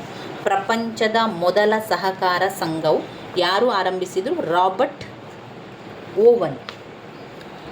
ಸಹಕಾರ ಸಂಘ, ಪ್ರಪಂಚದ ಮೊದಲ ಸಹಕಾರ ಸಂಘವು ಆರಂಭ ಆದದ್ದು ರಾಬರ್ಟ್ ಓವನ್ ಅವರದ್ದು. ಯಾವಾಗ? 1844ರಲ್ಲಿ. 42, 43, 44, 45 ಅಂತ ಕೊಟ್ಟಿದ್ದಾರೆ. 1844ರಲ್ಲಿ ಪ್ರಪಂಚದ ಮೊದಲ ಸಹಕಾರ ಸಂಘ ಆರಂಭವಾದದ್ದು ರಾಬರ್ಟ್ ಓವನ್ ಅವರಿಂದ. 1844 ರಾಬರ್ಟ್ ಓವನ್ ಅವರು ಪ್ರಥಮ ಸಹಕಾರ ಸಂಘವನ್ನು ಸ್ಥಾಪನೆ ಮಾಡಿದರು. ಸಂವಿಧಾನದ ತಿದ್ದುಪಡಿ ಕಾಯ್ದೆಯ ಮುಖಾಂತರ ದೇಶದಾದ್ಯಂತ ಏಕರೂಪದ ಪಂಚಾಯತ್ ರಾಜ್ಯ ವ್ಯವಸ್ಥೆ ಅಸ್ತಿತ್ವಕ್ಕೆ ಬಂದದ್ದು 73ನೆಯ ತಿದ್ದುಪಡಿಯಲ್ಲಿ. ಏಕರೂಪದ ಪಂಚಾಯತ್ ರಾಜ್ಯ ವ್ಯವಸ್ಥೆ ಅಸ್ತಿತ್ವಕ್ಕೆ ಬಂದದ್ದು 73ನೆಯ ತಿದ್ದುಪಡಿ. 73ನೆಯ ತಿದ್ದುಪಡಿಯಲ್ಲಿ ಏನು ಏಕರೂಪದ ಪಂಚಾಯತ್ ರಾಜ್ಯ ವ್ಯವಸ್ಥೆಯನ್ನು ಸ್ಥಾಪಿಸಲಾಯಿತು. ವಿಶ್ವ ಗ್ರಾಹಕರ ಹಕ್ಕುಗಳ ದಿನಾಚರಣೆ.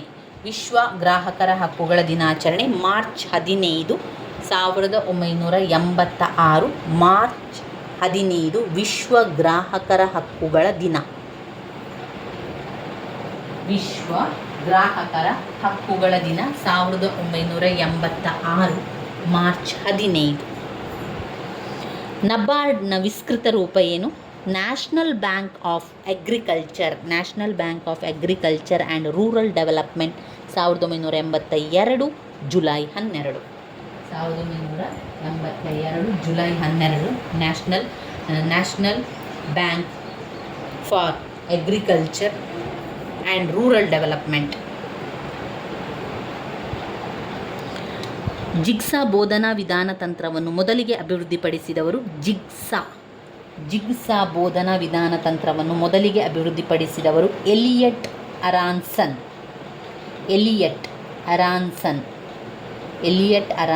ಅವರು.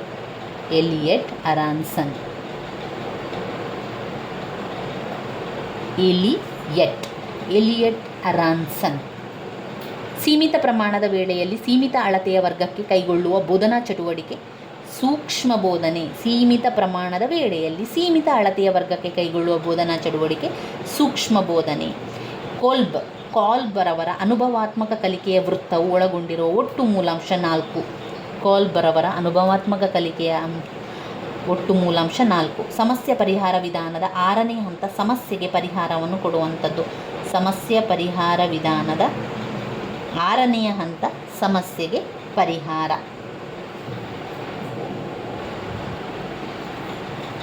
ಈ ರೀತಿಯ ಪರೀಕ್ಷೆಗಳಲ್ಲಿ ವಿದ್ಯಾರ್ಥಿಯು ಗುಂಪಿಗೆ ಸೇರದ ಪದವನ್ನು ಪತ್ತೆ ಹಚ್ಚಿ ಅದನ್ನು ಬರೆಯಬೇಕು, ಅದನ್ನು ವರ್ಗೀಕರಣ ಮಾಡುವಂಥದ್ದು.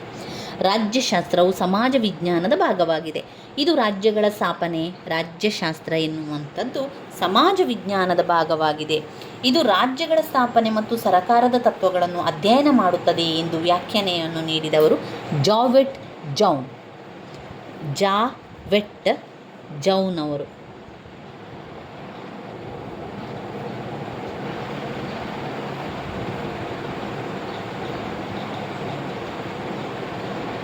ಜಾವೆಟ್ ಜೌಲ್. ರಾಜ್ಯಶಾಸ್ತ್ರವು ಸಮಾಜ ವಿಜ್ಞಾನದ ಭಾಗವಾಗಿದೆ ಅಂತ ಹೇಳಿದವರು ಜಾವೆಟ್ ಜೌಲ್. ಸಮಾಜ ವಿಜ್ಞಾನ ಪಠ್ಯಕ್ರಮದಲ್ಲಿ ಇತಿಹಾಸ, ಭೂಗೋಳ, ಪೌರನೀತಿ, ಅರ್ಥಶಾಸ್ತ್ರ ಜೊತೆಗೆ ಸಮಾಜಶಾಸ್ತ್ರವನ್ನು ಒಳಗೊಂಡಿರಬೇಕು ಅಂತ ಹೇಳಿದ್ದು ರಾಷ್ಟ್ರೀಯ ಪಠ್ಯಕ್ರಮ ಚೌಕಟ್ಟು 2000ರಲ್ಲಿ. ಗುರಿಗಳು ನಿರ್ದಿಷ್ಟ ಪಠ್ಯ ವಿಷಯದ ಆಯ್ಕೆಯನ್ನು ಸಹಕಾರಿಯಾಗಿಲ್ಲ. ಗುರಿ ಅಂತ ಹೇಳುವಂಥದ್ದು ನಿರ್ದಿಷ್ಟ ಪಠ್ಯಕ್ರಮಕ್ಕೆ ಸಹಕಾರಿಯಾಗಿಲ್ಲ. ಉದ್ದೇಶಗಳು ನಿರ್ದಿಷ್ಟ ಪಠ್ಯಕ್ರಮದ ಆಯ್ಕೆಗೆ ಸಹಕಾರಿಯಾಗಿದೆ. ಸರಿ, ಎ ಮತ್ತು ಬಿ ಸರಿಯಾಗಿದೆ. ಘಟಕ ಪರೀಕ್ಷೆಯಲ್ಲಿ ಇದು ಪ್ರಶ್ನೆ ಪತ್ರಿಕೆಯ ಕನ್ನಡಿಯಂತೆ. ಘಟಕ ಪರೀಕ್ಷೆಯ ನೀಲಿನಕಾಶೆಯನ್ನು ಮಾಡುವಂಥದ್ದು ಪ್ರಶ್ನೆ ಪತ್ರಿಕೆಯ ಒಂದು ಕನ್ನಡಿ. ಕಲಿಕೆಯಲ್ಲಿ ಸಮಸ್ಯೆ ಇದೆ ಅಂತ ಹೇಳಿದರೆ ನೈದಾನಿಕ ಪರೀಕ್ಷೆಯನ್ನು ಮಾಡುವಂಥದ್ದು. ಕಲಿಕಾ ವಿಫಲತೆ ಮತ್ತು ಇದನ್ನು ಮಾಡಲಿಕ್ಕೆ ಅವರು ನೈದಾನಿಕ ಪರೀಕ್ಷೆಯನ್ನು ಮಾಡುವಂಥದ್ದು. ವಿದ್ಯಾರ್ಥಿಗಳಲ್ಲಿ ಸ್ಥಳ ಪ್ರಜ್ಞೆ ಬೆಳೆಸಲು ಬೇಕಾಗಿರುವಂಥದ್ದು ಏನು? ಸ್ಥಳ ಪ್ರಜ್ಞೆಯನ್ನು ಇದು ಸೂಕ್ತ ಅಲ್ಲ ಅಂತ ಹೇಳಿದ್ದಾರೆ. ಭೂಪಟದಲ್ಲಿ ಸ್ಥಳವನ್ನು ತಿಳಿಸ್ತದೆ, ಗೋಳದಲ್ಲಿ ಸ್ಥಳ ತೋರಿಸ್ಬೋದು, ಅಟ್ಲಸ್ನಲ್ಲಿ ತೋರಿಸ್ಬೋದು, ಆದರೆ ಕಾಲ ರೇಖೆಗೆ ತೋರಿಸಲಿಕ್ಕೆ ಸಾಧ್ಯ ಇಲ್ಲ. ಸಮಾಜ ವಿಜ್ಞಾನವು ಮಾನವನ ಸಂಬಂಧಗಳ ಅಧ್ಯಯನವಾಗಿದೆ.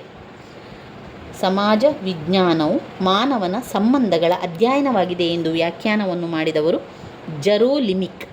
ಸಮಾಜ ವಿಜ್ಞಾನ ಮಾನವನ ಸಂಬಂಧಗಳ ಅಧ್ಯಯನವಾಗಿದೆ ಅಂತ ಹೇಳಿದವರು ಜೆರೋಲಿಮಿಕ್.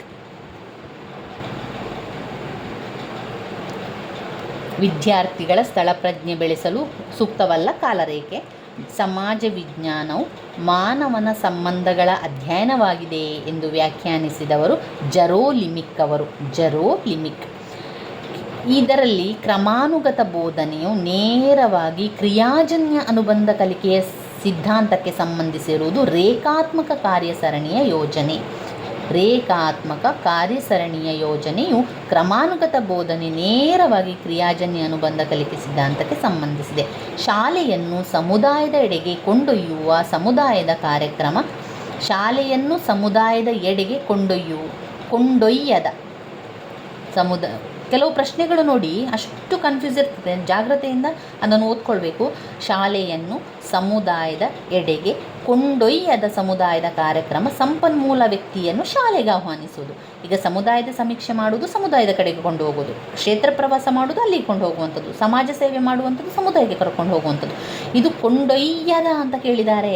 ಅದರಿಂದ ಸಮುದಾಯದ ಸಂಪನ್ಮೂಲ ವ್ಯಕ್ತಿಯನ್ನು ಶಾಲೆಗೆ ಆಹ್ವಾನಿಸುವುದು. ಇಲ್ಲಿ ಪೀಠಿಕೆ ಅಂತ ಹೇಳಿದರೆ ಮೊದಲಿಗೆ ಸಿದ್ಧತೆಯೇ ಪೀಠಿಕೆಯಾಗಿರುವಂಥದ್ದು. ಪುನರಾವರ್ತನೆ ಅಂತ ಹೇಳಿದರೆ ಉಪಯೋಗ ಮತ್ತು ಉಪಯೋಗಿಸಿದ, ಬಳಸುದ, ಆದ್ದರಿಂದ ಬಳಕೆಯ ನಿಯಮ ಪುನರಾವರ್ತನೆ. ಪಾಠದ ಬೆಳವಣಿಗೆ ಅಂದರೆ ಅಭ್ಯಾಸ ಮಾಡುವಂಥದ್ದು. ಉದ್ದೇಶವನ್ನು ನಿರೂಪಣೆ ಮಾಡುವಂಥದ್ದು ಅಂತ ಹೇಳಿದರೆ ಉದ್ದೇಶದ ನಿಯಮ. ನೋಡಿ, ಪೀಠಿಕೆ ಮಾಡಬೇಕು. ಇಲ್ಲಿ ಆರಂಭದಲ್ಲಿ ಪಾಠವನ್ನು ಮಾಡಬೇಕಾದ್ರೆ ನಾವು ಸಿದ್ಧತೆಯನ್ನು ಮಾಡಬೇಕು ಅಂದರೆ ಮಕ್ಕಳಿಗೆ ಪೀಠಿಕೆಯನ್ನು ಹೇಳಬೇಕು. ಒಂದು ಗಿಡದ ಬಗ್ಗೆ ಹೇಳ್ತಾ ಇದ್ದೇವೆ ಅಂತ ಹೇಳಿದರೆ ಮಕ್ಕಳಿಗೆ ಗಿಡವನ್ನು ತೋರಿಸಬೇಕು, ಅದು ಪೀಠಿಕೆ ಎನ್ನುವಂಥದ್ದು ಸಿದ್ಧತೆಗೆ ಬರ್ತದೆ. ಇನ್ನು ಅಭ್ಯಾಸದ ಅಲ್ಲಿ ಒಂದು ಉದ್ದೇಶದ ನಿರೂಪಣೆ ಮಾಡುವುದು ಉದ್ದೇಶದ ನಿಯಮ ಆಗಿರ್ತದೆ. ಉದ್ದೇಶದ ನಿಯಮ. ಇನ್ನು ಪುನರಾವರ್ತನೆಯನ್ನು ಮಾಡುವಂಥದ್ದು ಅಂದರೆ ಅಲ್ಲಿ ಅಭ್ಯಾಸವನ್ನು ಮಾಡುವಂಥದ್ದು, ಪುನರಾವರ್ತನೆಯನ್ನು ಮಾಡುವುದು, ಉಪಯೋಗ ಮಾಡುವಂಥದ್ದು, ಬಳಕೆ ಮಾಡುವಂಥದ್ದು. ಉಪಯೋಗ ಮತ್ತು ಉಪಯೋಗಿಸದ, ಬಳಸುವಂಥದ್ದು, ಬಳಸದ. ಅದರಿಂದ ಪುನರಾವರ್ತನೆ ಎನ್ನುವಂಥದ್ದು ಬಳಕೆಯ ನಿಯಮ ಆಗಿರುತ್ತದೆ. ಪೀಠಿಕೆ ಎನ್ನುವಂಥದ್ದು ಸಿದ್ಧತಾ ನಿಯಮ ಆಗಿರುತ್ತದೆ. ಇನ್ನು ಉದ್ದೇಶ ನಿರೂಪಣೆ ಉದ್ದೇಶದ ನಿಯಮ ಕೂಡ ಆಗಿರುತ್ತದೆ. ಪಾಠದ ಬೆಳವಣಿಗೆ ಅಂತ ಹೇಳಿದರೆ ನಾವು ಅಭ್ಯಾಸವನ್ನು ಮಾಡುವಂಥದ್ದು ಪಾಠದ ಬೆಳವಣಿಗೆ ಬರ್ತದೆ. ಪುನರಾವರ್ತನೆ ಎನ್ನುವಂಥದ್ದು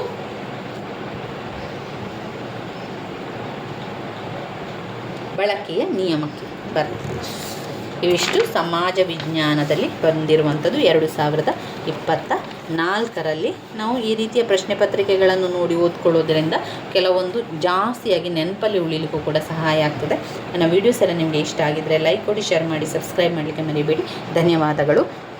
ನಾವು ಮುಂದಿನ ಒಂದು ವಿಡಿಯೋದಲ್ಲಿ 2023ರಲ್ಲಿ ಬಂದ ಸಮಾಜ ವಿಜ್ಞಾನವನ್ನು ಕೂಡ ನೋಡಿಕೊಳ್ಳುವ.